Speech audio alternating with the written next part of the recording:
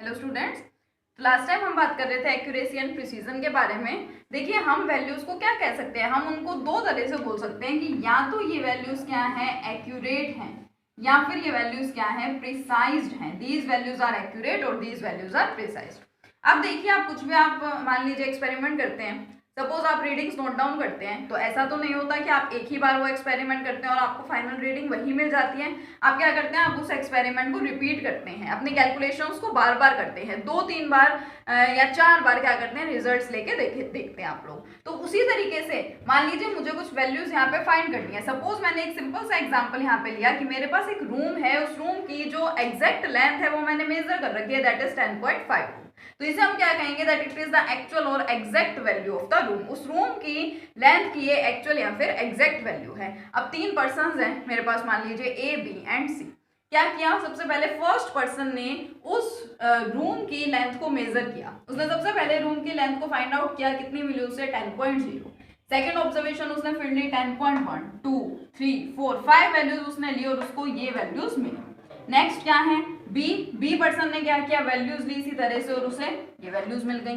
सी ने भी क्या किया, इसी तरह से मेजरमेंट्स की और उसको ये डिफरेंट वैल्यूज मिली। तो देखिए, एग्जैक्ट वैल्यू तो मिलनी चाहिए थी 10.5, लेकिन वो तो मुझे मिली नहीं। क्या मिली, 10.0 है, 10.1 है, लेकिन इसमें 10.5 कहीं पे भी नहीं है।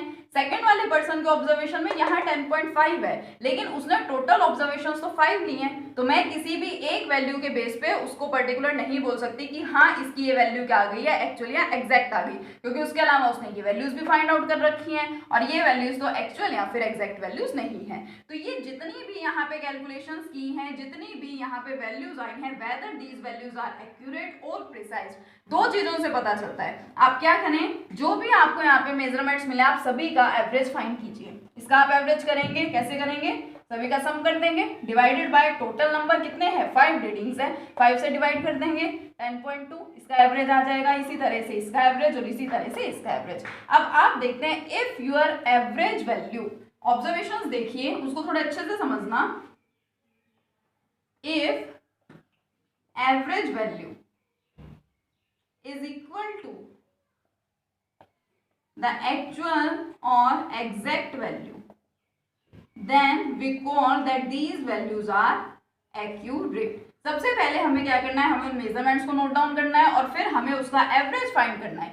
अगर एवरेज वैल्यू इक्वल आ गई उसी एक्चुअल या एग्जैक्ट वैल्यू के, तो हम क्या कहेंगे, दीज वैल्यूज आर एक्यूरेट। ये सारी वैल्यूज क्या है, एक्यूरेट वैल्यूज है। ठीक है, फर्स्ट एक्यूरेसी के लिए। सेकेंड हम देखते हैं क्लोजनेस ऑफ वैल्यूज। कौन सी वैल्यूज जो हमने फाइंड आउट की हैं, जो हमारी रीडिंग्स है, इनको देखिए, क्या ये एक दूसरे के क्लोज है। एक दूसरे के क्लोज होने का मतलब, अब ऐसे तो 10.1 है, 10.4 है, ये भी हमें क्लोज ही दिखते हैं, थोड़ा सा डिफरेंस है।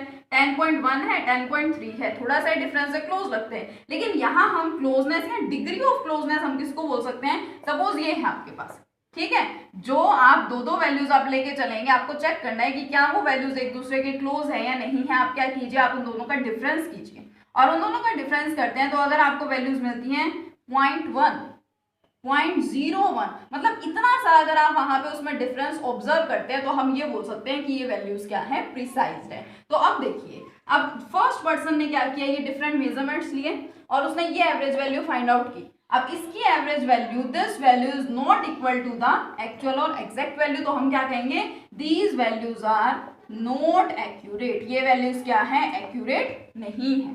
इनको देखिए, 10.0, 10.1, 10.2, 10.3, 10.4, 0.11 का इसके अंदर डिफरेंसेस आएगा। क्लोजनेस इनमें ज्यादा है, इट मींस क्या कहेंगे, दीज वैल्यूज आर प्रिसाइज्ड। जरूरी नहीं है कि आपको दोनों चीजें मिले, कि एक्यूरेसी भी हो, प्रिसीजन भी हो। दोनों हो भी सकते हैं, दोनों नहीं भी हो सकते। हो सकता है दोनों जो वैल्यूज हैं वो एक्यूरेट भी हो, प्रिसाइज भी हो सकता है एक्यूरेट हो, प्रिसाइज ना हो, या फिर एक्यूरेट ना हो, प्रिसाइज हो, या दोनों में से कुछ भी ना हो। कुछ भी यहाँ पे पॉसिबिलिटी अराइज हो सकती है। ठीक है, तो ये हमारा फर्स्ट केस। अब देखिए सेकंड केस देखिए, इसकी एवरेज वैल्यू है हमारे पास में 10.5। अब this 10.5 and 10.5 average value is equal to the actual or exact value. It means these values are accurate. क्या है ये वैल्यूज एक्यूरेट हैं। और अगर हम इसका प्रिसीजन चेक करें तो 10.1 10.3 है तो 0.2 का डिफरेंस आ रहा है। इस इतने डिफरेंस को हम डिग्री ऑफ क्लोजनेस में मेजर नहीं करते हैं। It means these values are not precised. ठीक है, इसको देखिए 10.5 एक्चुअली एग्जैक्ट वैल्यू के इक्वल है, तो these values are accurate. And precision check करें तो फिर 10.3 10.4 10.5 0.11 का इसके अंदर डिफरेंस है सभी में, जिसको क्या बोलेंगे, दीज वैल्यूज आर प्रिसाइज्ड।